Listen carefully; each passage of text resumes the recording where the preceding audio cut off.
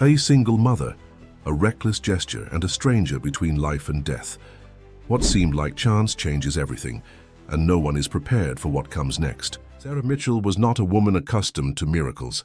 At 22 years old, living in a modest studio apartment in the outskirts of Seattle with her 1-year and 4-month-old son, she woke every day before sunrise to prepare little Ryan and begin another day of work. In the mornings, she worked as a server at a small coffee shop downtown. In the afternoons and evenings, she made deliveries on her old scooter, balancing the responsibilities of being a single mother with the necessity of paying accumulated bills. Life was quietly hard. There was no time to complain, much less to dream. On that gray and cold Tuesday morning, the wind blew strong through the tree-lined streets of downtown Seattle. Sarah had already made her last morning delivery and was returning to the coffee shop when, turning a corner near 2nd Avenue, she saw a man collapse onto the sidewalk. He wore a dark suit and looked elegant, but in that instant he was bent over, his hand pressed against his chest, his face contorted and his eyes closed in deep pain. People around hesitated. Some were filming. Others watched without acting. But Sarah, without thinking twice, parked her scooter, checked that Ryan, secured in the child seat, was safe, and ran to the man. Her heart beat as fast as his seemed to be failing. Fragments from the incomplete semester she had spent in nursing school came to the surface like a reflex. She checked his pulse, tried to speak to him, and when she realized there was no time, she started compressions. The minutes that followed were silent inside and chaotic outside. His breathing was weak, his body heavy, and the cold of the morning seemed to amplify the fragility of the scene. When the ambulance finally arrived, he had already reacted slightly. One of the paramedics taking over the rescue looked at Sarah and said that if she had not acted, he would have passed right there. The man was taken away, and Sarah returned to her scooter. Ryan still held a plastic toy calm, not understanding what had just happened. Deep down, Sarah did not understand either. She had just acted, and in that instant, she did not know she had changed the course of 3 lives, including her own. The rest of that day passed in a blur. Sarah returned to the coffee shop, her hands still trembling slightly as she tied her apron. Her manager, Linda, a woman in her 50s with kind eyes and graying hair, noticed immediately. "You okay, honey?" Linda asked, pouring Sarah a cup of black coffee without being asked. Sarah nodded, wrapping her cold fingers around the warm mug. "Yeah, just..." Something happened on the way back. A man had a heart attack on the street. Linda's eyes widened. "Oh my God, is he okay?" "I think so. The paramedics said he would have..." Sarah paused, the weight of what had almost happened settling on her shoulders. "They said he would not have made it if I had not helped." Linda placed a hand on Sarah's shoulder. "You saved someone's life today. That is not nothing." But to Sarah it felt like nothing extraordinary. It was just what anyone should do, was it not? She had simply acted on instinct, on the fragments of training she had from that one semester, before she had to drop out when she discovered she was pregnant. The rest of the day she moved through her tasks mechanically, serving customers, wiping tables, brewing endless pots of coffee. Her mind kept returning to the man's face, the way his skin had looked so pale, the weight of his body under her hands, as she tried to keep his heart beating. That evening, after her shift at the coffee shop ended, Sarah strapped Ryan back into the scooter and headed out for her delivery route. The sky had darkened, and the Seattle drizzle had begun, that persistent mist that never quite became rain, but soaked you through nonetheless. She had 6 deliveries to make, all across different neighborhoods, and each one felt heavier than usual. Her arms ached. Her back ached. Everything ached. By the time she returned to her small studio apartment, it was past 9. Ryan had fallen asleep in his seat, his small head tilted to one side, his cheeks flushed from the cold. Sarah carried him inside, grateful he had not woken, and laid him gently in his crib. She stood there for a moment, watching him sleep, his tiny chest rising and falling with each breath. This was her world. This small apartment with its peeling paint and temperamental heater, this child who depended on her for everything, the scooter that barely ran, the jobs that barely paid enough, and somehow she made it work. Day after day, she made it work. Sarah heated up leftover rice and beans from the night before, eating standing at the small counter that served as both kitchen and dining area. She thought about the man again. Who was he? Did he have family waiting for him at the hospital? Would he recover fully? She would probably never know.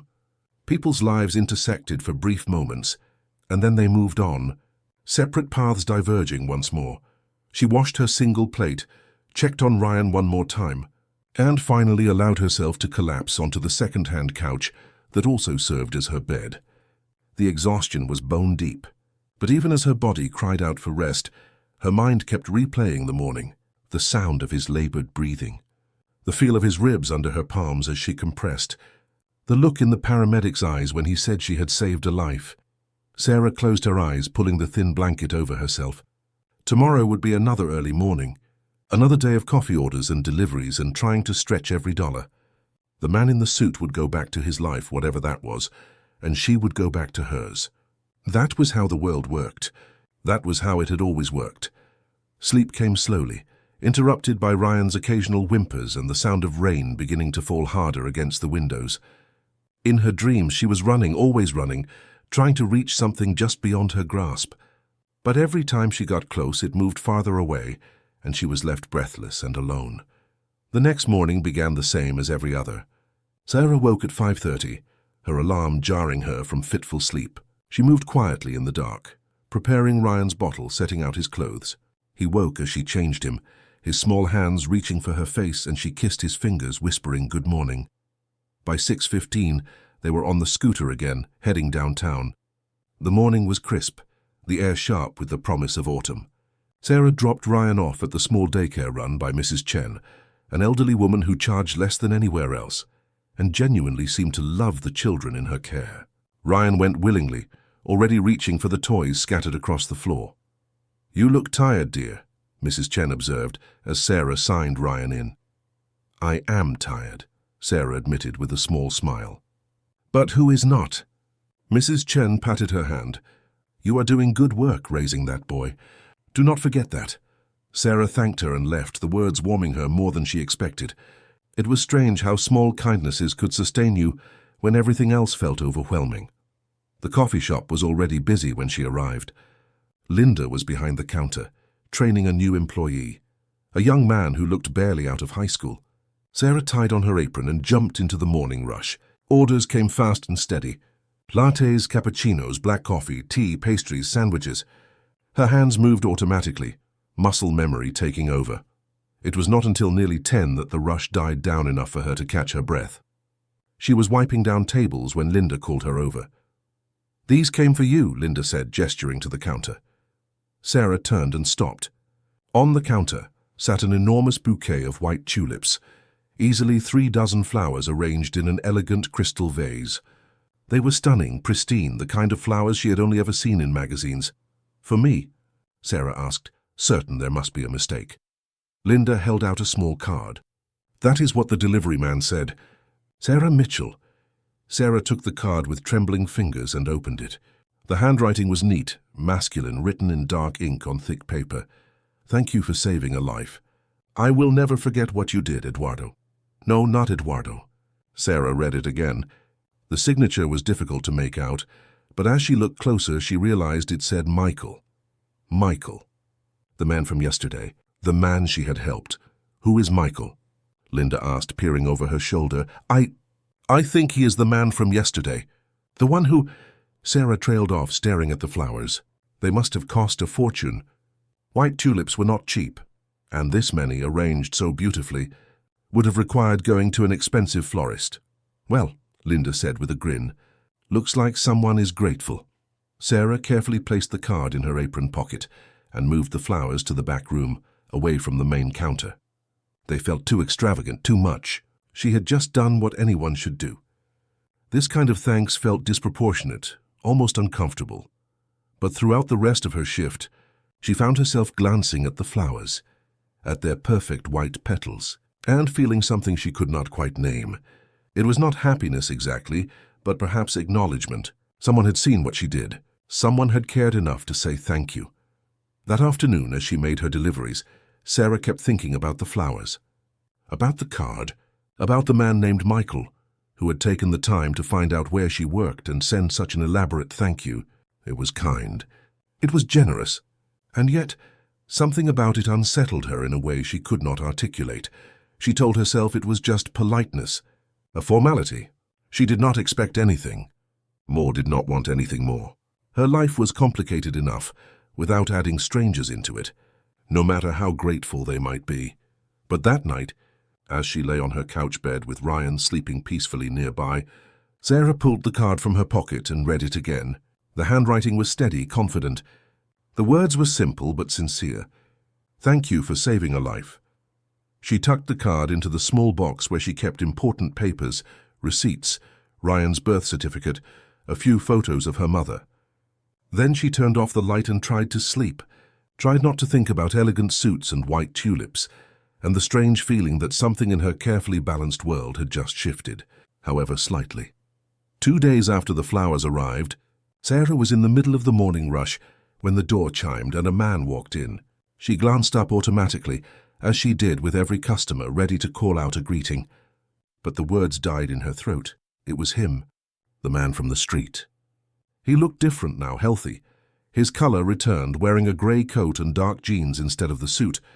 But she recognized his face immediately, those same features that had been contorted in pain, now calm and composed. He walked to the counter without fanfare, without any indication that he expected to be recognized.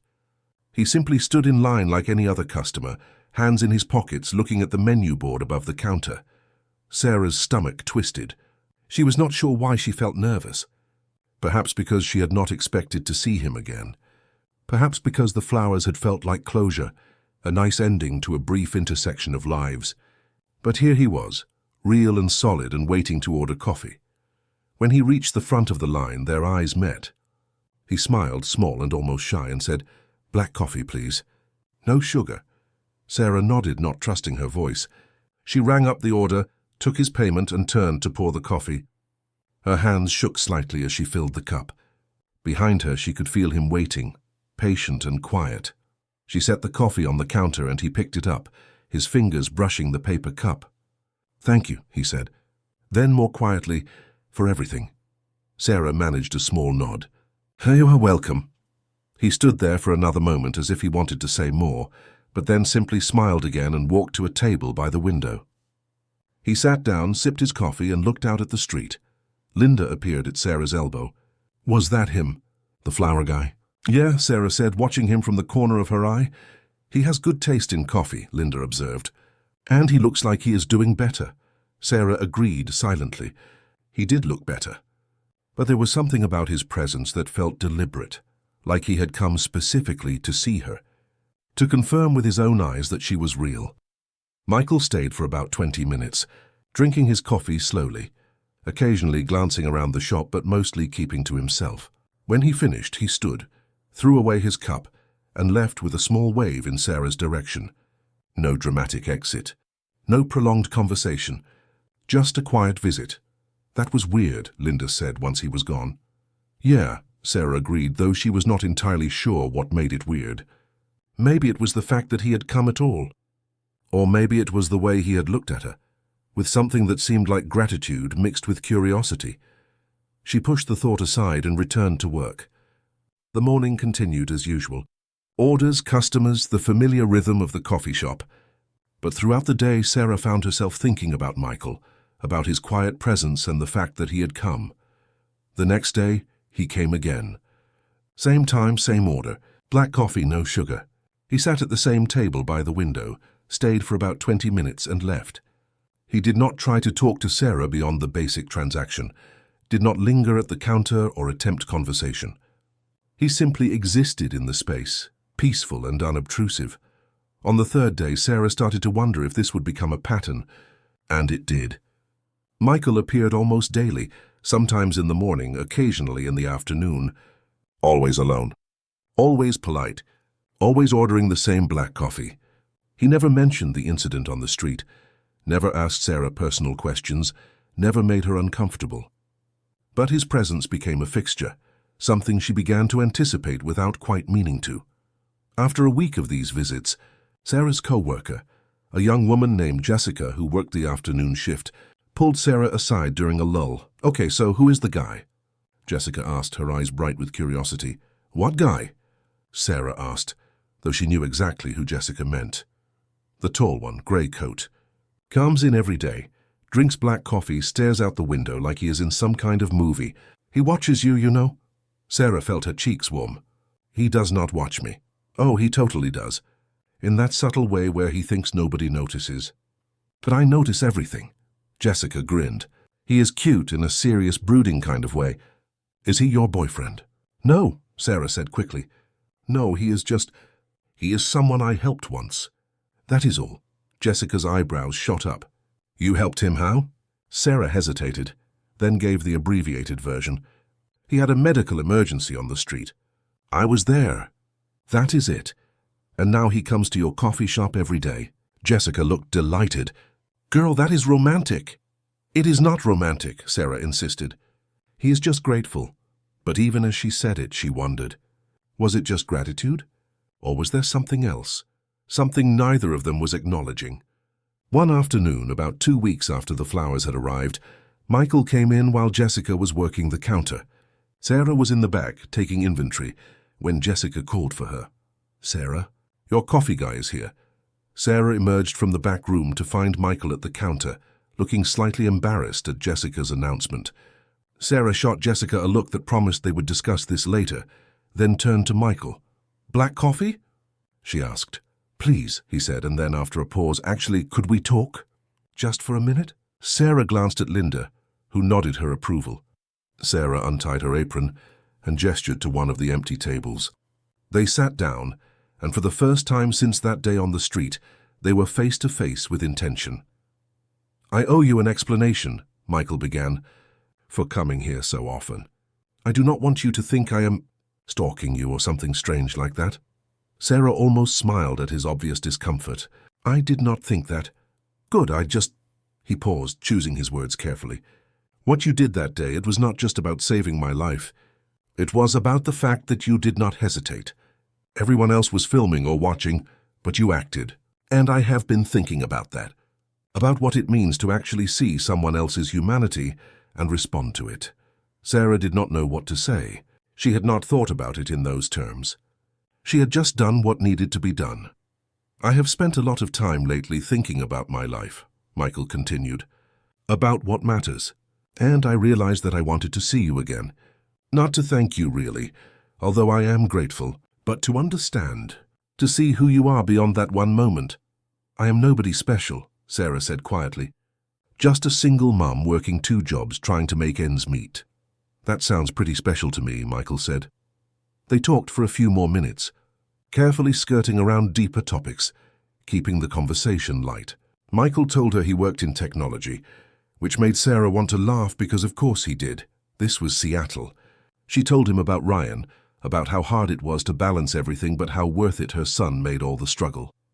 When Michael finally left, Sarah felt something shift again, that same subtle movement she had felt when the flowers arrived. He was no longer just the man she had saved. He was becoming a person, someone with thoughts and questions and a quiet sincerity that surprised her. He likes you, Jessica announced the moment Michael was out the door. He does not know me, Sarah countered. Yet, Jessica said with a knowing smile. But he wants to. That night, as Sarah lay awake after putting Ryan to bed, she thought about Michael's words, about seeing humanity and responding to it. She thought about how most people in her life barely saw her at all. She was the coffee shop girl, the delivery person, the young mother struggling to survive. But Michael had looked at her and seen someone worth knowing. It was a strange feeling being seen. Uncomfortable and exhilarating at the same time. Sarah was not sure she liked it. Her life was carefully constructed to be invisible, to avoid attention, to simply exist and provide for her son. Being noticed felt dangerous, like it could upset the delicate balance she had worked so hard to maintain. But despite her reservations, she could not deny a small flutter of something, anticipation maybe, when she thought about seeing Michael again, and that scared her more than anything else. The following week, Michael's visits continued, but now they included brief conversations. He would ask about her day, she would ask about his work. They talked about Seattle, about the weather, about Ryan's latest milestones. The conversations were never long, never intrusive, but they were becoming something more than polite exchanges between customer and server. Sarah noticed that Michael never flashed money around, never acted superior, never mentioned anything that would indicate he was anyone other than a regular guy who liked coffee. There was a humility to him that she had not expected, a quietness that made him easy to talk to. One morning, a regular customer, an older woman named Patricia, who came in every day for a cappuccino, leaned over the counter and whispered to Sarah, "That man who comes in here, the one with the grey coat, I think I have seen him before. In a magazine, maybe. Does he seem familiar to you?" Sarah felt her stomach drop. "I do not know. Maybe he just has one of those faces." But Patricia's comment planted a seed of curiosity that Sarah had been trying to ignore. That night, after Ryan was asleep, she pulled out her phone and typed in what little she knew. Michael, Seattle, technology. It took a few searches, trying different combinations, but eventually she found him, Michael Hartwell. Founder and CEO of Hartwell Technologies, one of the largest software companies in the country. Articles about him filled the screen. Photos from tech conferences, interviews in business magazines, news about acquisitions and innovations. There he was, the same face but dressed in expensive suits, standing on stages, shaking hands with other powerful people. Sarah stared at her phone screen, her heart pounding. The man who had been coming to her coffee shop, drinking black coffee and making small talk, was not just someone successful. He was someone famous in his field, someone worth hundreds of millions, someone who moved in circles so far removed from her world that they might as well be different planets. She set down her phone and pressed her hands to her face. Why had he not told her? Why had he hidden this? Was this some kind of game to him, pretending to be normal, slumming it with the working-class girl who had saved his life? The questions swirled in her mind, mixing with anger and confusion and a sharp sense of betrayal, even though she knew she had no right to feel betrayed. He had never lied to her. He had simply not mentioned who he was, but the omission felt like a lie nonetheless. The next morning, Sarah could barely look at Michael when he walked into the coffee shop. She took his order with professional efficiency, keeping her eyes on the register, her voice carefully neutral. If he noticed the change in her demeanor, he did not mention it. He simply took his coffee, thanked her, and sat at his usual table. But Sarah could feel the weight of knowledge between them now, an invisible wall that had not existed before. Every time she glanced in his direction, she saw not just the quiet man in the grey coat, but the CEO from the magazine photos, the billionaire who had somehow decided to spend his mornings in a modest coffee shop on the outskirts of downtown Seattle. The questions plagued her throughout her shift. Why here? Why her? What did he want? Was this some kind of charity project, befriending the poor single mother who had saved his life? Or was it something else? Something she could not begin to understand. When Michael finished his coffee and stood to leave, Sarah deliberately turned away, busying herself with wiping down the espresso machine. She heard the door chime as he left and only then allowed herself to breathe. What was that about? Linda asked, appearing at her side. What was what? Sarah asked, not meeting her eyes. The cold shoulder you just gave that man. Did he do something? No, I found out who he is. Linda waited and Sarah sighed, keeping her voice low. He is Michael Hartwell. Like the Michael Hartwell. The tech CEO. Linda's eyes widened. The one who was on the news last year for that huge software deal. That Michael Hartwell? Yeah. Wow. Linda processed this for a moment. And he has been coming here for coffee? Apparently. Why did he not say anything? That is what I want to know, Sarah said, the frustration clear in her voice. Linda placed a hand on Sarah's shoulder. Maybe he just wanted to be normal for a while. You know how people like that are always in the spotlight. Maybe he liked that you did not know. Sarah considered this. It made sense in a way, but it also felt like a deception, like he had been playing a role while she had been herself, completely unguarded. The power imbalance made her uncomfortable. She had been treating him as an equal when in reality he could probably buy the entire building they were standing in without blinking. For the next few days, Sarah maintained her distance. She was polite but cold, professional but detached. Michael seemed to notice. His visits became less frequent. When he did come in, he looked uncertain, like he wanted to say something but could not find the right words. After about a week of this strained dynamic, He stopped coming altogether.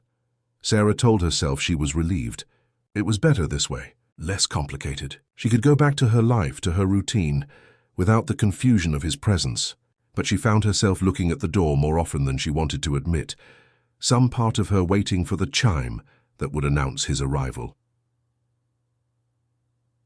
2 weeks passed. The coffee shop felt emptier without him, even though logically nothing had changed. Sarah threw herself into work, picking up extra delivery shifts, spending every spare moment with Ryan. She tried not to think about Michael, about the quiet conversations they had shared, about the way he had looked at her like she mattered. Then, on a rainy Thursday afternoon, a letter arrived at the coffee shop, addressed to Sarah Mitchell. Linda handed it to her with raised eyebrows, and Sarah took it to the back room to open in private. The handwriting was the same as on the card that had come with the flowers, neat and precise. She unfolded the single sheet of expensive paper and began to read. The letter was not long, but it was honest. Michael wrote that he understood why she might be upset, why his silence about his identity felt like a betrayal. He explained that he had not meant to deceive her, but rather to experience something rare in his life, being seen for who he was rather than what he had accomplished or how much money he had.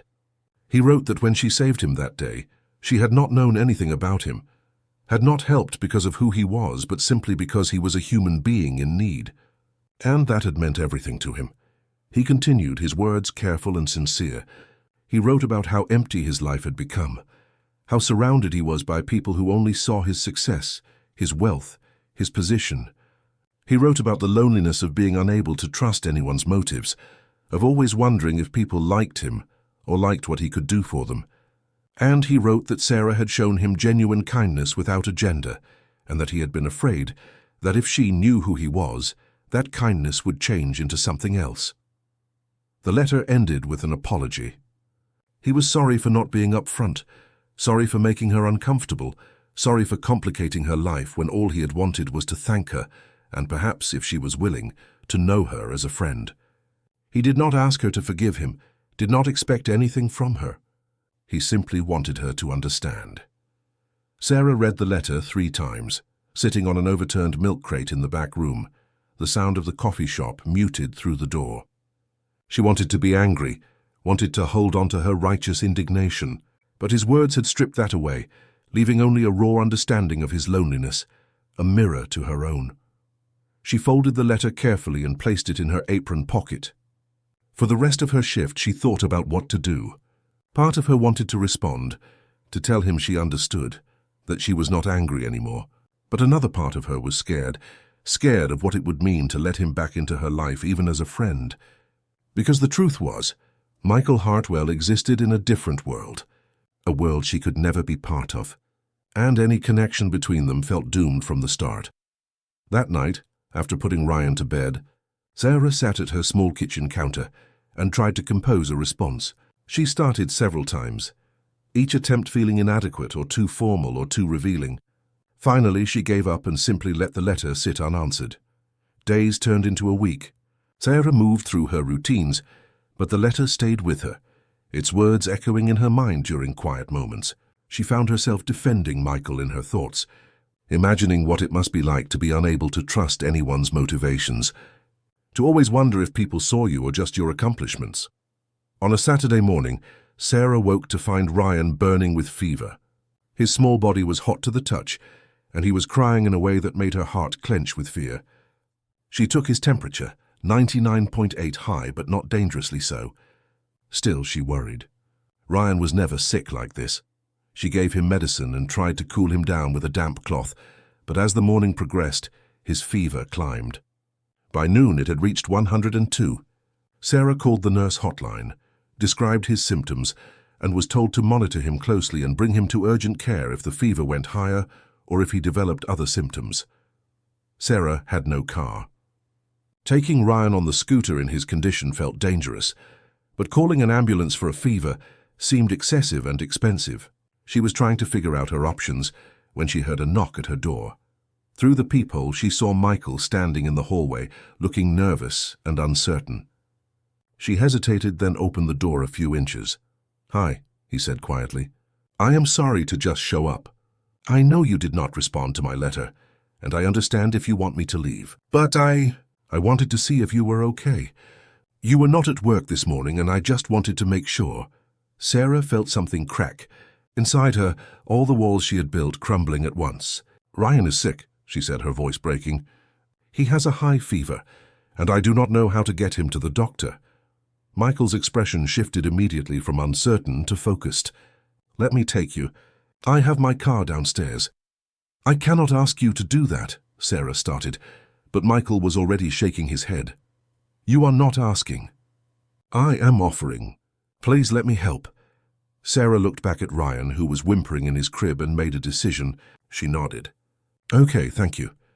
Within minutes, Sarah had gathered Ryan and his things, and they were in Michael's car, a surprisingly modest sedan rather than the luxury vehicle she might have expected. Michael drove carefully, asking questions about Ryan's symptoms, his voice calm and reassuring. At the urgent care clinic, Michael carried Ryan while Sarah checked in. He stayed with her through the wait, through the examination, never once acting like he had somewhere more important to be. When the doctor determined it was a viral infection and prescribed medicine to manage the fever, Michael drove them to the pharmacy and waited while Sarah picked up the prescription. As they drove back to her apartment, Ryan asleep in Sarah's arms, she finally spoke. You did not have to do all this. I know, Michael said, but I wanted to. Why? Sarah asked, genuinely confused. Michael was quiet for a moment, his eyes on the road. Because you saved my life when you did not have to. And because friendship, real friendship, means showing up when someone needs you. That is all I am trying to do, Sarah. Just be a friend. Sarah felt tears prick her eyes, a combination of exhaustion, relief, and something else she could not name. I read your letter, she said softly. You do not have to respond to it, Michael said quickly. I understand if you need space. I do not want space, Sarah heard herself say. I was just scared. Of you, of who you are, of what people might think. What people think does not matter, Michael said gently. What matters is what is real. And this, what we are doing right now, this is real. When they arrived at her apartment building, Michael helped her carry Ryan upstairs. He set up the humidifier she did not know how to use, showed her how to properly dose the medicine, and made sure she had everything she needed. Before he left, he pressed a piece of paper into her hand with his phone number. If you need anything, anytime, call me, he said. I mean it. After he left, Sarah sat on her couch with Ryan sleeping against her chest, the fever already beginning to break thanks to the medicine. She looked at the phone number in her hand and realized something had fundamentally changed. Michael was no longer the man she had saved, or the billionaire CEO, or even the coffee shop regular. He was simply Michael, someone who had shown up when she needed help, someone who had proven through action that his friendship was genuine. That night, for the first time in weeks, Sarah slept soundly, knowing that maybe, just maybe, she was not as alone as she had always believed. The weeks that followed Ryan's illness brought an unexpected rhythm to Sarah's life. Michael did not return to his daily coffee shop visits, but his presence manifested in other, more meaningful ways. He would text occasionally, asking how Ryan was feeling or if Sarah needed anything. The messages were always brief, never intrusive, but they created a thread of connection that Sarah found herself appreciating more than she wanted to admit. One evening, as Sarah was loading groceries onto her scooter after a long shift, she heard a familiar voice behind her. That does not look safe, Michael said, gesturing to the precarious stack of bags balanced on the seat. Sarah turned, surprised. What are you doing here? I was in the neighborhood, he said with a slight smile that suggested he knew she did not believe him. Can I give you a ride home? Your groceries look like they are about to stage a rebellion. Sarah hesitated, then looked at the bags threatening to topple. Okay, thank you. In the car, with the groceries secured in the trunk and Ryan's car seat temporarily installed in the back, they drove through the Seattle streets as the sun began to set. Michael asked about her day, and Sarah found herself actually answering, not with the polite deflections she usually offered, but with real details about the difficult customers and the broken espresso machine and the way Ryan had laughed at a dog in the park that morning. When they arrived at her building, Michael helped carry the groceries upstairs.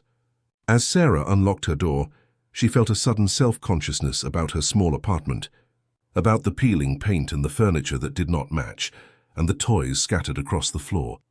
But Michael did not seem to notice any of that. He simply set the bags on the counter and smiled at Ryan, who was peeking at him from behind Sarah's legs. "Hi there, buddy," Michael said softly, crouching down to Ryan's level. Ryan, who was usually shy around strangers, giggled and reached out a small hand toward Michael. It was such an unexpected response that Sarah found herself watching in amazement as Michael gently took Ryan's hand and shook it with exaggerated seriousness. "Nice to meet you. Ryan, I am Michael." From that evening, Michael's visits became more frequent. He never announced them ahead of time, but somehow he always seemed to appear when Sarah needed help. When her scooter's horn stopped working, Michael showed up with tools and fixed it. When she mentioned she could not afford to buy Ryan new shoes because his feet were growing so fast, a package arrived with 3 pairs in different sizes, with a note saying he had no idea what size to buy, so he figured options were better. Sarah wanted to be proud, wanted to refuse the help, but every time she tried to protest, Michael would simply say, "Friends help each other," and she would find herself accepting because she was tired, so tired of doing everything alone. One Saturday, Michael invited Sarah and Ryan to Discovery Park. Sarah hesitated, worried about what people might think if they saw her with someone like Michael Hartwell. But he convinced her by saying he just wanted to see Ryan play, to spend time outside after being in offices and conference rooms all week. At the park, Sarah watched as Michael pushed Ryan on the swings, his expensive watch and designer jacket seemingly out of place, but his smile completely genuine.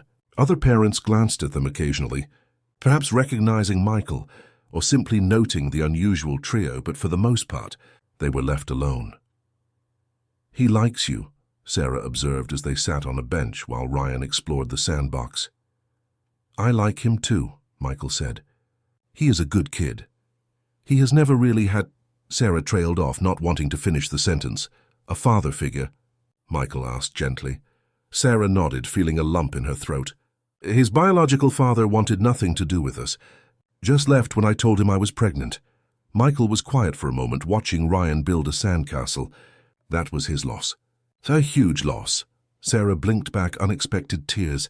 "I try to be enough for him, to be both parents, but sometimes I worry that I am not."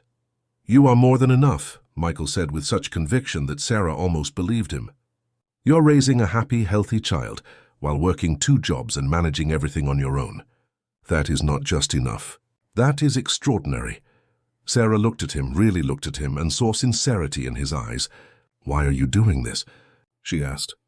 "Being here, helping us." "You do not owe me anything, Michael. You sent flowers, you wrote a letter.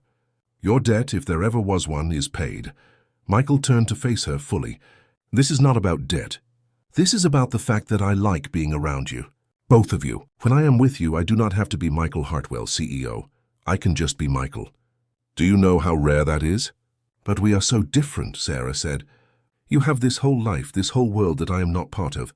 "So what?" Michael asked. "The best friendships are between people who are different. You show me what matters, what real life looks like. And maybe, if you let me, I can help make your life a little easier. Not because you need saving, but because everyone deserves support." Sarah wanted to argue, but she could not find the words, because the truth was, she liked having Michael around.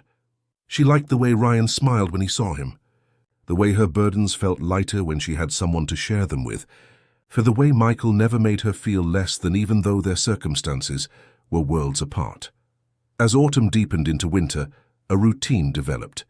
Michael would come by once or twice a week, sometimes to help with errands, sometimes just to spend time with them. He taught Ryan how to stack blocks properly, bought him books and read them with different voices that made the toddler laugh with delight. He fixed things in Sarah's apartment that she had learned to live with broken: the leaky faucet, the loose cabinet door, the window that would not close all the way. Sarah found herself looking forward to his visits, found herself thinking about him during her shifts at the coffee shop and during her delivery routes. She told herself it was just friendship, just gratitude. But there were moments when she caught herself watching him play with Ryan and feeling something deeper, something that scared her. Jessica noticed, of course. One afternoon at the coffee shop during a rare quiet moment, she cornered Sarah by the pastry case. "So you and Michael are definitely a thing now, right?" "We are friends," Sarah insisted.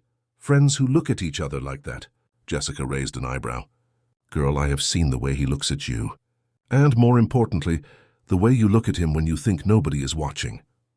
"It is not like that," Sarah said, but even to her own ears, the protest sounded weak. "He is just being kind." "He is being in love," Jessica corrected. "There is a difference."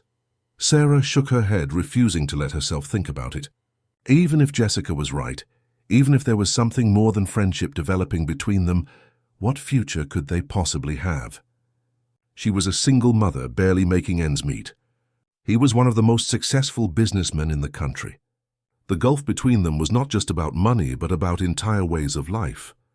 Yet despite her rational understanding of why anything beyond friendship was impossible, Sarah could not deny the way her heart jumped when she saw Michael's car pull up outside her building, or the way her days felt brighter when she knew she would see him. One evening, after Michael had left following dinner at her apartment, a simple meal of spaghetti and salad that he had insisted was the best he had eaten in months, Sarah sat down with her laptop. She had been avoiding looking him up again since that first discovery. But now her curiosity got the better of her. She found recent articles about Hartwell Technologies, about new product launches and charitable initiatives. There were photos of Michael at galas, always looking polished and professional, often with beautiful women on his arm. Sarah felt a sharp pang seeing those photos, a reminder that his life included things she could not even imagine, let alone be part of. But then she found an interview from a few months before his heart attack. In it, Michael spoke candidly about success and loneliness, about how achieving everything he had ever wanted professionally had left him feeling empty. He talked about the pressure, the constant scrutiny, the difficulty of maintaining genuine relationships when everyone wanted something from you. Reading his words, Sarah understood something she had not before. Michael's wealth and success were not advantages in the way she had assumed. They were in many ways their own kind of prison, and what he found with her and Ryan was not charity or slumming, but escape. A chance to be human without performance. To be valued for who he was, rather than what he could provide. The realization shifted something in Sarah. She stopped seeing their friendship as unbalanced and started seeing it as complementary. She gave him normalcy and acceptance. He gave her support and companionship. Both were valuable. Both were real. That night, Sarah took out the letter Michael had written weeks ago and read it again. This time, his words landed differently. This time, she understood not just what he was saying, but what he was feeling. And for the first time, she let herself acknowledge that what she felt for Michael was growing into something more complex than gratitude or friendship, something that both thrilled and terrified her in equal measure. She placed the letter back in its envelope and tucked it into her memory box next to her mother's old letters. Some things, she thought, were worth keeping. Some connections were worth the risk, even when logic said they should not work. And maybe, just maybe, the universe had brought her and Michael together not by accident, but by design, each of them needing exactly what the other could give. It started with a notification on Sarah's phone, a text from Jessica with 3 exclamation marks and a link. Sarah was in the middle of a delivery route, balancing pizza boxes on the back of her scooter, when she finally had a chance to check it. The link led to a video posted on a local news website. The headline read, "Heroic Mother Saves Tech CEO's Life in Downtown Seattle." Sarah's stomach dropped as she clicked play. The video was shaky, clearly filmed on someone's phone, but the scene was unmistakable. There she was, kneeling on the sidewalk, performing CPR on Michael while people stood around watching. The footage captured her focused expression, her hands pushing rhythmically on his chest, the moment when the ambulance arrived. The timestamp showed it was from 3 months ago, the day of the incident, but apparently someone had only just posted it online. By the time Sarah finished her deliveries and made it back to her apartment that evening, the video had been viewed over 50,000 times. The local news had picked it up, and there were already articles being written, complete with photos of both her and Michael pulled from social media. Sarah felt exposed, like someone had ripped away the privacy she had carefully maintained. Her phone started ringing with unknown numbers, reporters wanting interviews, people asking questions. She ignored them all, but that did not stop the spread. By the next morning, the story had gone viral. Coffee shop worker saves billionaire CEO, read one headline. Modern-day Cinderella story, questioned another. The narrative being spun was not one Sarah recognized. Suddenly she was a hero, a guardian angel, the kind-hearted woman who had risked everything to save a stranger. But worse than the attention on her was the speculation about her relationship with Michael. Photos had emerged of them at Discovery Park, of Michael carrying groceries to her building, of the two of them sitting on a bench watching Ryan play. The tabloid-style websites were having a field day. Tech mogul and his savior, a romance blooms. From lifesaver to love interest, the fairy tale continues. Sarah wanted to disappear. She called in sick to both her jobs and stayed in her apartment with Ryan, refusing to answer her door or her phone. The attention was suffocating. People she had not spoken to in years were reaching out, suddenly interested in her life. Strangers were commenting on articles about her, some supportive but many critical. The critical comments were the worst. People said she had saved a rich man and now was trying to cash in on his gratitude. They speculated that she had gotten pregnant on purpose to trap him, even though the timeline made no sense. They called her a gold digger, an opportunist, someone using her child to manipulate a wealthy man. On the third day of her self-imposed isolation, Michael showed up at her door. Sarah almost did not answer, but he called through the door, his voice gentle and concerned. "Sarah, I know you're in there.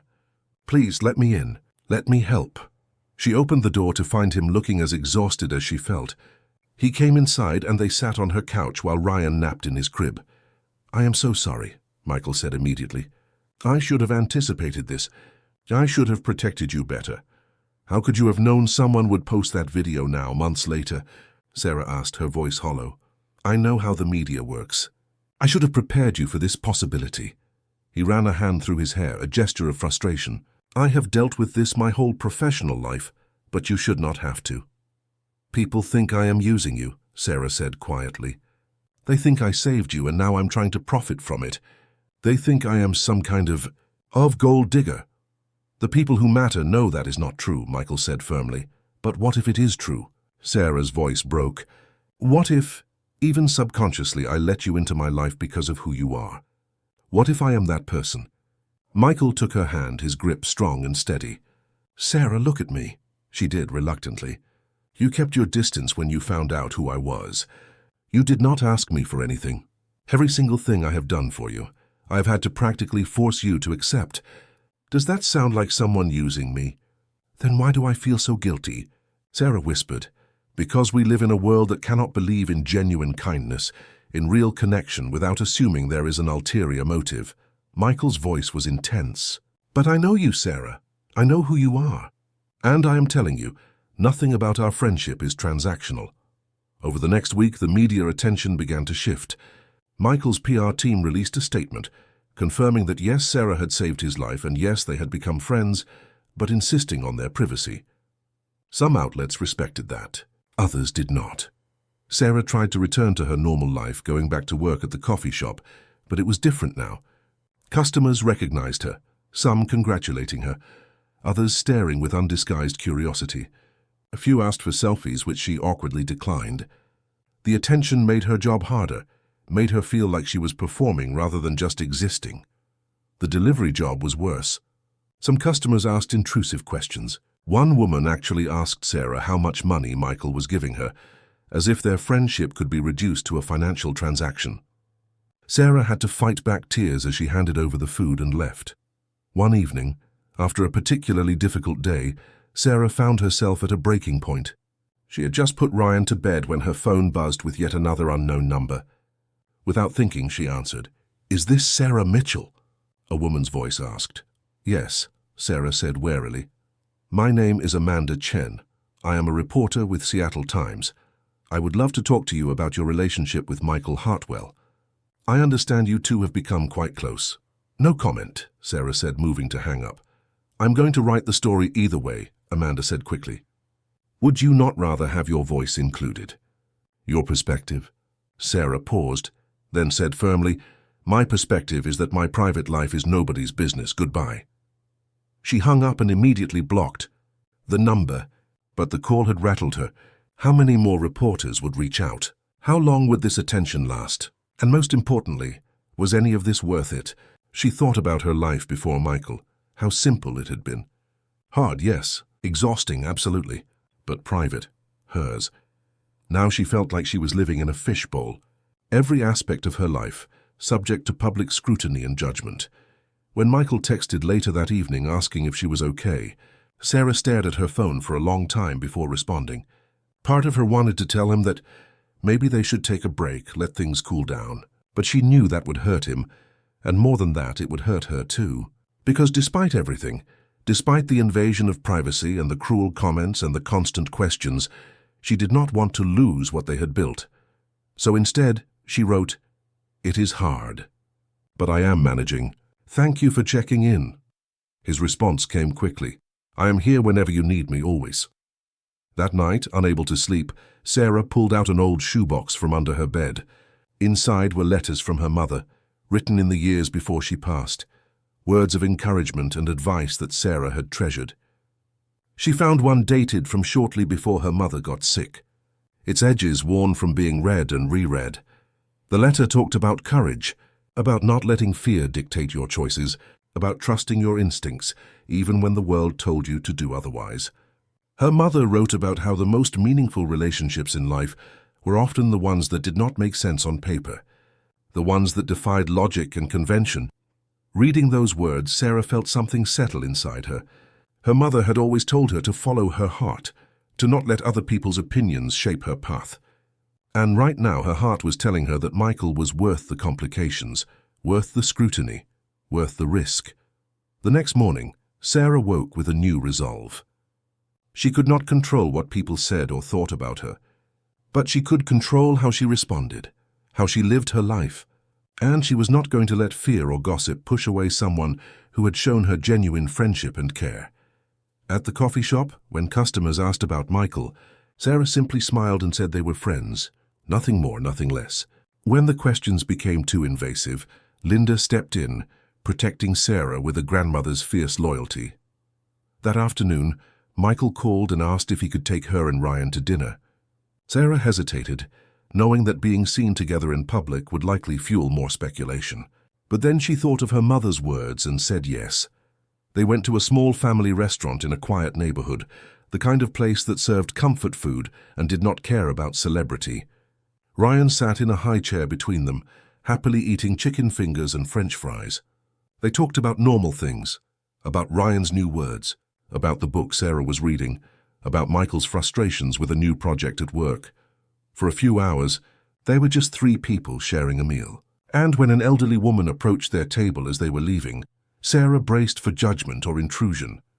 But instead, the woman simply smiled and said, You have a beautiful family. Sarah opened her mouth to correct her, to explain that they were not a family, but Michael spoke first. Thank you. We think so too. As they walked to the car, Ryan holding both their hands and swinging between them, Sarah realized something. Maybe they were not a traditional family. Maybe their relationship defied easy categorization. But they were something real, something genuine, something worth protecting. And for now, in this moment, that was enough. As winter settled over Seattle, bringing with it gray skies and persistent rain, the media frenzy around Sarah and Michael gradually died down. New stories captured the public's attention, and slowly Sarah's life began to return to something resembling normal. But the experience had changed something fundamental in her understanding of what being close to Michael meant. She saw now how his world operated, how every moment could be scrutinized, how privacy was a luxury that fame and wealth made nearly impossible. And while Michael seemed accustomed to this reality, accepting it as part of his life, Sarah found it exhausting. She was not built for public attention, for constant judgment, for the feeling that her choices were everyone's business. Yet despite these realizations, she could not bring herself to push Michael away. He had become woven into the fabric of her daily life in ways she had not anticipated. Ryan asked for him when he did not visit for a few days. Sarah found herself sharing small moments with him via text. A funny thing, Ryan said. A frustration from work. A thought that made her smile. They had become each other's constants in a way that felt both natural and terrifying. One Saturday in early December, Michael invited Sarah and Ryan to his house. It was the first time he had extended such an invitation, and Sarah immediately felt anxiety creep in. She had been content with their relationship existing in neutral spaces, the park, restaurants, her modest apartment. But going to his home felt like crossing a threshold she was not sure she was ready for. "You do not have to," Michael said when he noticed her hesitation. "I just thought it might be nice. I have a big yard. Ryan could run around. We could have a proper meal without worrying about him disturbing other diners." Sarah agreed, though apprehension sat heavy in her stomach. On Sunday afternoon, she dressed Ryan in his nicest clothes, an outfit Michael had bought him weeks ago that she had been saving for a special occasion, and tried not to feel inadequate in her own simple jeans and sweater. Michael's house was in Madison Park, an exclusive neighborhood overlooking Lake Washington. As they drove through the tree-lined streets, past elegant homes with manicured lawns and expensive cars in driveways, Sarah felt the gulf between their worlds more acutely than ever before. But when they arrived at Michael's house, it was not the mansion she had imagined. It was large, certainly, a beautiful craftsman-style home with warm wood and big windows, but it felt more like a home than a showpiece. Michael answered the door himself, dressed casually in jeans and a sweater, and welcomed them in with genuine warmth. The interior was tasteful, but not ostentatious. Comfortable furniture, lots of natural light, artwork that looked carefully chosen rather than expensive for the sake of expense. Michael gave them a tour, pointing out the kitchen where he admitted he rarely cooked, the office where he worked from home, and the guest room that he said would be perfect for Ryan if they ever wanted to stay over, though his face flushed slightly after saying it, as if realizing how presumptuous that sounded. They spent the afternoon in the backyard, which was indeed spacious. Michael had somehow procured a small plastic slide and a sandbox, clearly purchased with Ryan in mind. Sarah watched her son play, squealing with delight, while she and Michael sat on the patio under a heat lamp that kept the December chill at bay. "This is too much," Sarah said, gesturing to the play equipment. "It is just some toys," Michael replied. "And honestly, it makes me happy to see him happy. But that is the thing, Michael. It is never just some toys with you. It is expensive toys, designer clothes, fixing things in my apartment, helping with bills you pretend I do not notice you helping with." Michael was quiet for a moment. "Does it bother you? The helping? It bothers me that I need the help," Sarah admitted. "It bothers me that there is such a massive imbalance between us. You give, and what do I give you in return?" "You give me everything that matters," Michael said softly. "You give me yourself. Your time, your thoughts, your friendship. You let me be part of Ryan's life. You treat me like a person, not a bank account or a business opportunity. Do you know how rare that is?" Sarah wanted to believe him, but the words felt too simple for such a complex situation. "People already think I'm using you. What happens when we keep getting closer? When the lines between friendship and something else start to blur?" Michael's gaze was steady. "Have those lines started to blur for you?" Sarah's heart raced. This was the question she had been avoiding, the acknowledgement she had not let herself make. "I do not know," she said, though it was a lie. She did know. She knew exactly how she felt about Michael, how her chest tightened when he walked into a room, how she found herself thinking about him during quiet moments, how right it felt when they were together like this, the three of them existing as a unit. "I know," Michael said quietly. "For me, I mean. I know the lines have blurred. I know that what I feel for you is not just friendship, but I also know that saying so might complicate things, might scare you away. So I have been trying to just be grateful for what we have." Sarah's breath caught. He had said it, the thing they had been dancing around for months, and now that it was out in the open, she did not know how to respond. "I'm scared," she finally admitted, "of this, of us, of what it means. Our lives are so different, Michael. You have this beautiful house, this incredible career, this whole world of opportunities, and I have a studio apartment, and 2 minimum wage jobs, and a son whose father wanted nothing to do with us. How could we possibly work?" "Because we already do work," Michael said, leaning forward. Sarah, I do not care about the logistics. I do not care about the differences in our bank accounts or our addresses. I care about you. About the way you see the world, the way you love Ryan, the way you fight for everything you have. I care about how I feel when I am with you, like I can finally breathe, like I am finally home. Tears filled Sarah's eyes. What if I disappoint you? What if the reality of being with someone like me, someone with so much baggage and so many limitations, what if it is not what you think it will be? Then we will figure it out together, Michael said. That is what people do when they care about each other. They work through the hard parts. They build something together.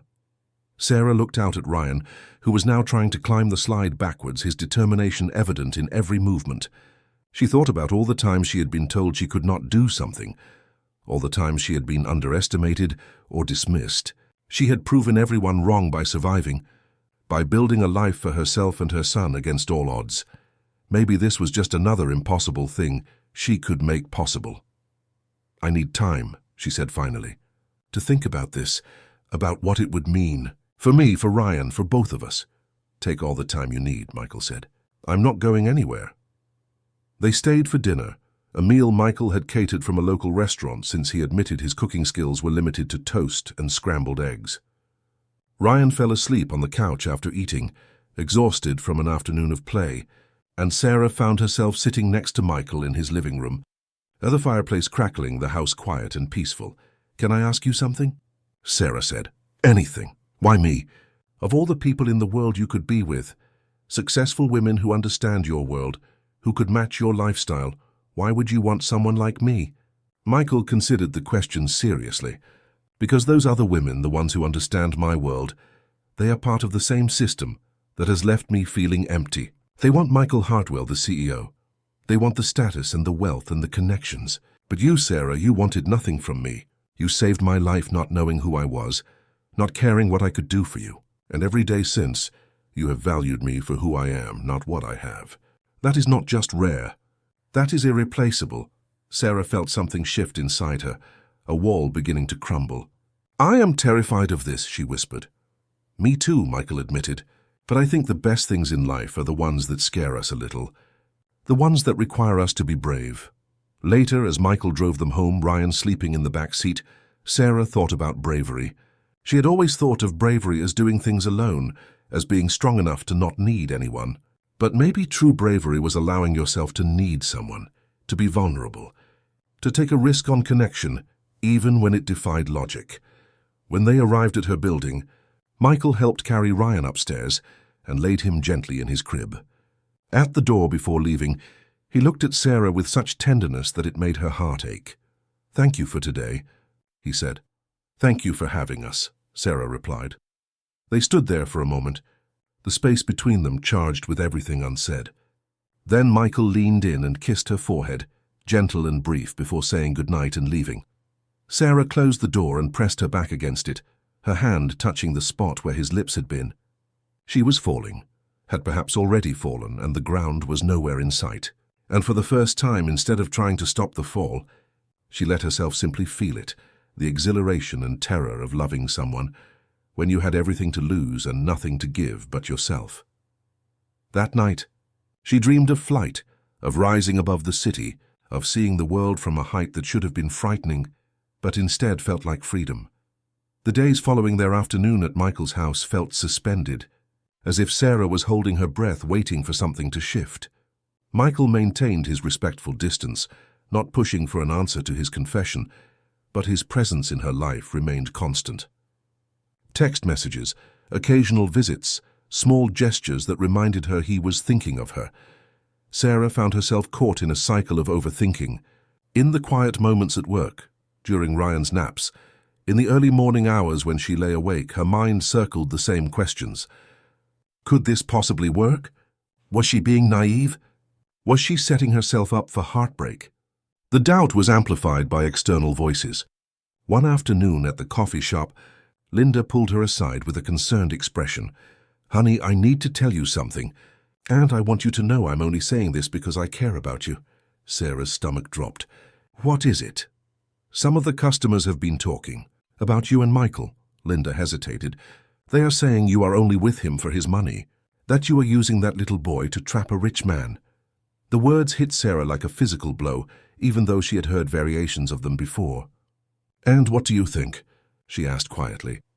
"I think you are one of the hardest-working, most genuine people I know," Linda said firmly.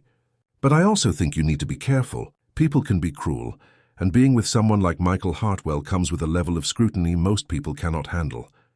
That evening, Sarah received a message from an old friend from high school, someone she had not spoken to in years. The message was friendly at first, catching up, but quickly turned to questions about Michael. How serious were they? What was he like? Did Sarah think she would marry him?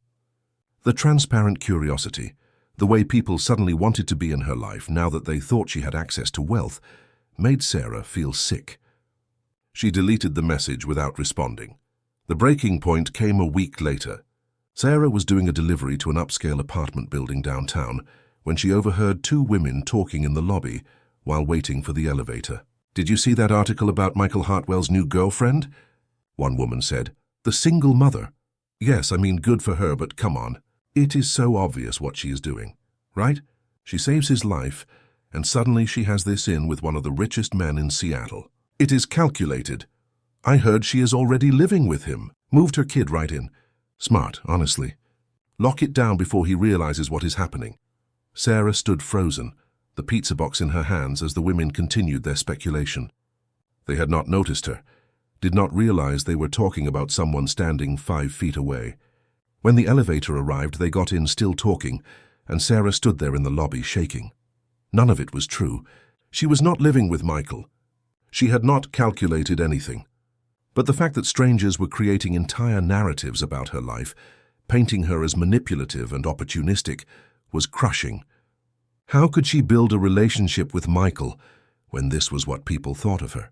That night, after putting Ryan to bed, Sarah sat on her couch and cried. Not the quiet tears she sometimes shed from exhaustion, but deep, racking sobs that came from a place of complete overwhelm.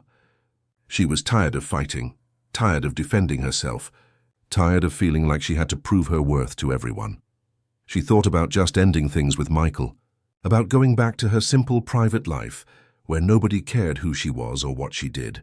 It would be easier, safer, less painful. Her phone buzzed with a text from Michael.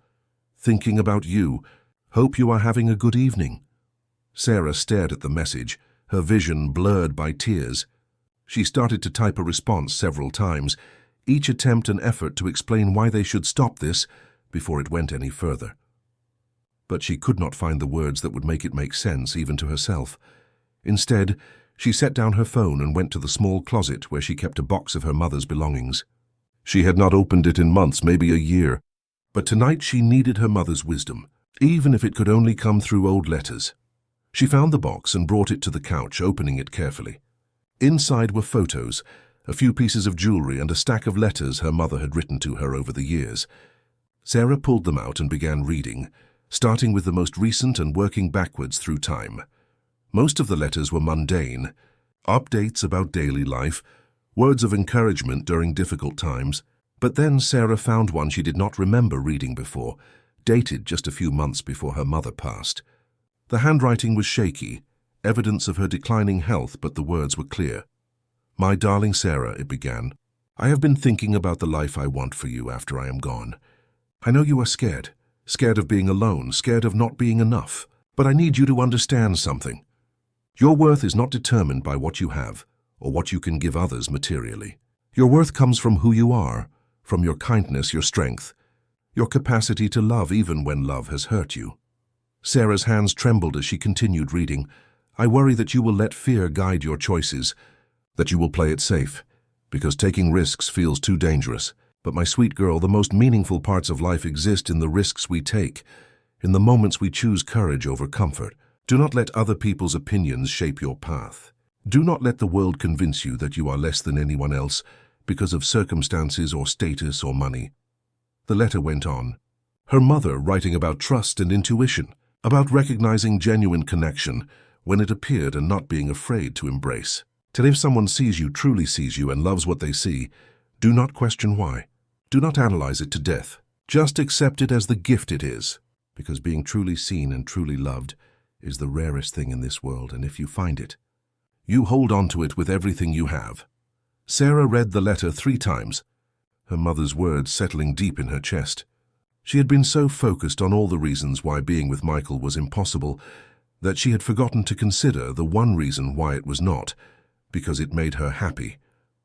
Because when she was with him, she felt more herself than she had in years, because Ryan was thriving with him in their lives, because love, when it was real, did not follow logic or reason. She thought about Michael, about his patience and kindness, about the way he had shown up for her time and again without expecting anything in return. She thought about how he looked at Ryan with genuine affection, how he had seamlessly become part of their small family. She thought about the way her heart felt lighter when he was near, the way the world seemed more manageable when she could share it with him.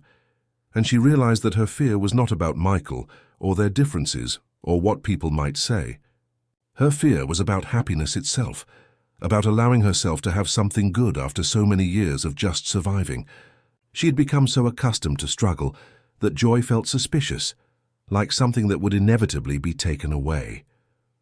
But her mother's words reminded her of a truth she had forgotten: that she deserved happiness, that she was worthy of love, that taking a chance on something beautiful was not naive but brave. Sarah carefully folded the letter and placed it back in the box. Then she picked up her phone and called Michael. He answered on the second ring. "Sarah? Is everything okay? Can you come over?" she asked, her voice steadier than she expected. "I need to talk to you." "I will be there in 20 minutes, he said without hesitation. While she waited, Sarah washed her face, checked on Ryan, and tried to calm her racing heart. When Michael arrived, concern evident on his face, she led him to the couch and took a deep breath. "I have been scared," she began. "Our view of us, of what it would mean to actually try this. I have let other people's opinions and my own insecurities convince me that we do not make sense, that we cannot work." Michael started to speak, but Sarah held up a hand. "Let me finish. I found a letter from my mother tonight. She reminded me that fear is not a good reason to walk away from something real. And this, what we have, it is real, I feel it. I know you feel it too." "I do," Michael said softly. "I'm not going to lie and say I am not still scared. I am terrified. Of being hurt, of not being enough, of Ryan getting attached and then losing you. But I am more scared of living my whole life playing it safe, of never taking a chance on something that could be extraordinary, just because it might not work out." Sarah reached for Michael's hand. "So if you are still willing, if you still want this, despite all the complications and the public scrutiny and my mountains of baggage, then I want to try. I want to see where this goes." Michael's eyes shone with emotion. "Sarah, I have wanted nothing more than to hear you say that. Yes, 1,000 times yes." He pulled her close, and they sat like that for a long moment, holding each other, the weight of unspoken feelings finally given voice. When they pulled apart, Michael cupped her face in his hands. "I know this will not be easy," he said. "There will be more judgment, more scrutiny, more people who do not understand.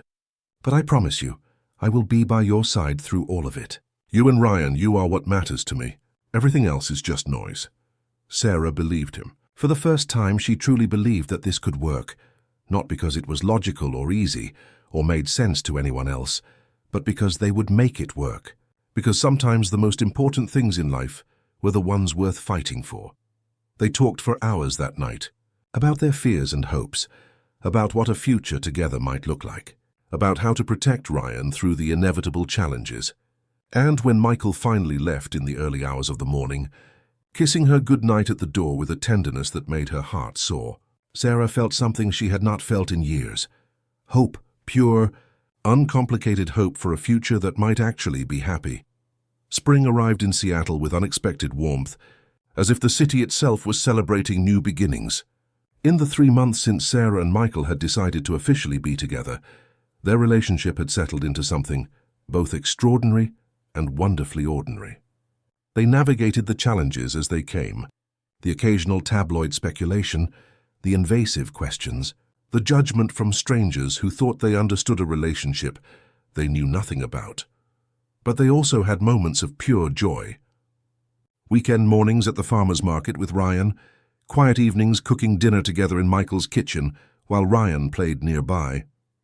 Late-night conversations about everything and nothing. They were building a life together, slowly and carefully, making sure Ryan remained at the center of every decision. Michael had been patient about the physical aspects of their relationship, never pushing Sarah for more than she was ready to give. They had kissed, gentle moments that left Sarah breathless and wanting more, but they had not crossed certain boundaries. Sarah appreciated his restraint, his understanding that she needed time to fully trust this new reality. One Saturday in early May, they planned a picnic at Golden Gardens Park. The weather was perfect, sunny with a light breeze, and Ryan was excited about playing in the sand. Sarah packed sandwiches and fruit, while Michael gathered blankets and toys. As they drove to the park, Ryan babbling happily in his car seat, Sarah felt a contentment she had not known was possible. This was her life now, not just surviving, but actually living, actually happy. It still surprised her sometimes, this feeling of security, of having someone to share both burdens and joys with. At the park, they found a spot on the beach with a view of the Puget Sound. Michael spread out the blanket, while Sarah helped Ryan with his shoes, ready to explore the sand. For the next hour they played together, building sandcastles, collecting shells, running along the water's edge. Sarah sat on the blanket, watching Michael chase Ryan, both of them laughing as waves lapped at their feet. She pulled out her phone and snapped a photo, wanting to capture this moment, this pure happiness that seemed almost too good to be real. After lunch, Ryan began to get tired, his energy fading as nap time approached. Michael picked him up, settling him against his chest, and Ryan's small arms wrapped around his neck, his head resting on Michael's shoulder. Sarah watched them, this man who had come into their lives so unexpectedly now holding her son with such natural affection. They decided to take a walk along the beach before heading home, hoping the movement would lull Ryan fully to sleep. Michael carried him, one hand supporting Ryan's back, the other pointing out boats on the water, speaking in a soft voice about the sailboats and ferries. Sarah walked beside them, her hand finding Michael's free one, their fingers intertwining. This was family, she thought, not defined by biology or legal documents, but by choice, by presence, by love given freely without condition. As they approached the parking lot, they passed another family, a couple with 2 young children. The mother smiled at them, that knowing look parents give each other, a recognition of shared experience. The simple acknowledgement warmed Sarah's heart. Ryan stirred as they reached the car, lifting his head from Michael's shoulder and looking around with sleepy eyes. Michael shifted him gently, preparing to put him in the car seat when Ryan reached out his small hands toward Michael's face and said, "Clear as day, Daddy." Everything stopped. Michael froze, his eyes widening. Sarah's breath caught in her throat. Ryan, oblivious to the weight of what he had just said, repeated it, patting Michael's cheek. "Daddy!" Michael looked at Sarah, his expression a mixture of shock, joy, and uncertainty. "Sarah, But Sarah could not speak. Tears were streaming down her face, not tears of sadness, but of overwhelming emotion. Ryan had never been taught to call Michael that. They had never discussed it, never encouraged it. The word had emerged purely from Ryan's own perception, from his innocent understanding of who Michael was in his life. Michael carefully set Ryan in his car seat, his hands shaking slightly as he buckled the straps. Ryan, already drifting off to sleep, murmured, "Daddy," one more time before his eyes closed completely. Michael stepped back from the car and turned to Sarah, his own eyes now filled with tears. "I did not. We never talked about—" Sarah pulled him close, wrapping her arms around him. I know. They stood there in the parking lot, holding each other while their son slept peacefully in the car, and Sarah felt the last piece of her resistance crumble. This was not a fairy tale. This was not a rescue story or a Cinderella narrative. This was simply 2 people who had found each other at the right moment, who had chosen to build something real, despite every obstacle. "He sees you," Sarah whispered into Michael's chest. "The same way I do. As someone who is there, who shows up, who loves us." Michael pulled back slightly, looking into her eyes. "I do love you, both of you. I should have said it before, but I was afraid it was too soon. Too much." "It is not too much," Sarah said, her voice steady despite her tears. "It is exactly right. I love you too, Michael. I think I have for a while now. They drove home in comfortable silence, Ryan sleeping in the back, both of them processing what had happened.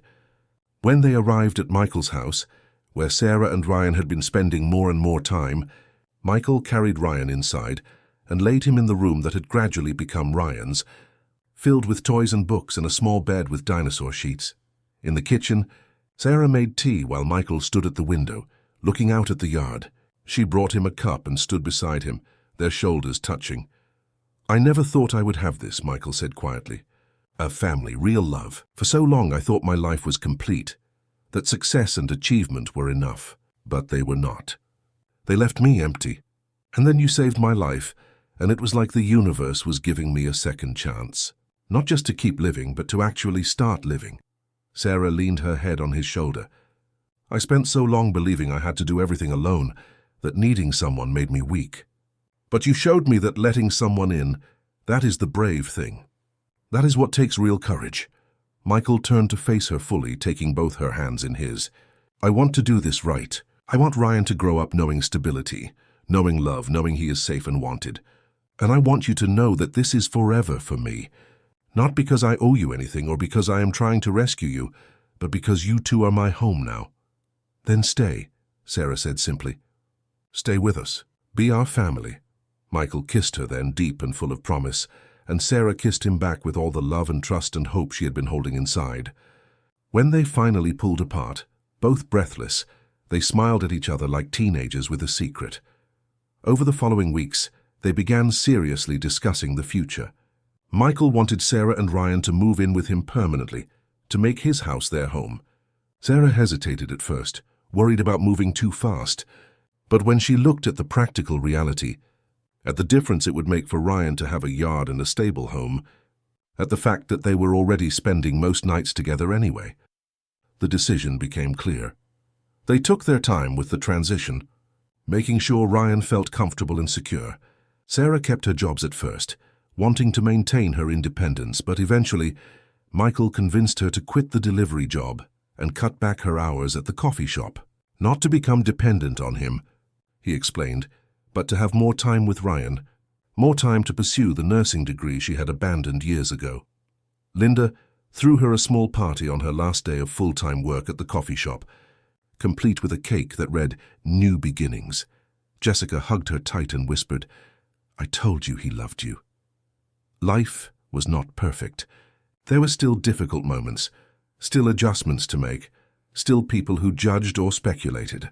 But Sarah found that with Michael beside her, with Ryan thriving in their blended family, those challenges felt manageable. They faced them together, a team united by choice and love. One evening, 6 months after Ryan had first called Michael Daddy, Sarah found herself in the nursery of Michael's house, now decorated with stars and moons for the baby girl who would arrive in a few months. She placed a hand on her growing belly, marveling at how much her life had changed. Michael appeared in the doorway, watching her with that soft expression she had come to love. "What are you thinking about?" he asked. "About how none of this makes sense on paper," Sarah said with a smile. "About how if someone had told me a year ago that I would be here, pregnant with your child, living in this beautiful house, planning a wedding, I would have thought they were insane." Michael crossed the room and wrapped his arms around her from behind, his hands covering hers on her belly. "But here we are, Sarah agreed, leaning back into his warmth. They stood like that for a moment, feeling their baby move beneath their joined hands, listening to Ryan laugh at something on the television downstairs. This was happiness, Sarah thought, not the absence of struggle, but the presence of love. Not a fairy tale ending, but a real life beginning. Not perfection, but something better, something earned through courage and trust and the willingness to take a chance on the impossible. "I would do it again, you know," Michael said softly. "Do what?" "Have that heart attack, collapse on that street, all of it. If it meant finding you, finding this life, I would do it all again." Sarah turned in his arms, looking up at him with tears in her eyes. "Do not say that. I am glad you are healthy. I am glad you are here." "I am here because of you," Michael said. "You saved my life that day in more ways than one. And you saved mine," Sarah whispered back. As the sun set over Seattle, casting golden light through the windows of their home, Sarah felt a peace that went deeper than happiness, deeper than contentment. It was the peace of knowing she was exactly where she was supposed to be, with exactly who she was supposed to be with, living a life that was not defined by where she came from, but by the choices she made and the love she allowed herself to accept. Sometimes, she thought, the most important moments in life arrive without warning.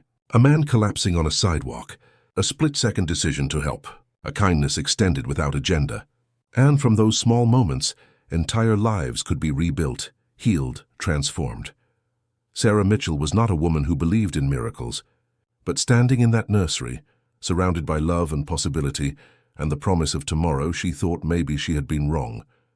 Maybe miracles were not grand gestures from the heavens, but quiet transformations that happened when two people chose each other, again and again despite every reason not to. And maybe that was the greatest miracle of all. Dear listeners, we hope that Sarah and Michael's story has touched your hearts. Love often finds us in unexpected moments, showing us that sometimes the most beautiful relationships are the ones that defy logic and convention.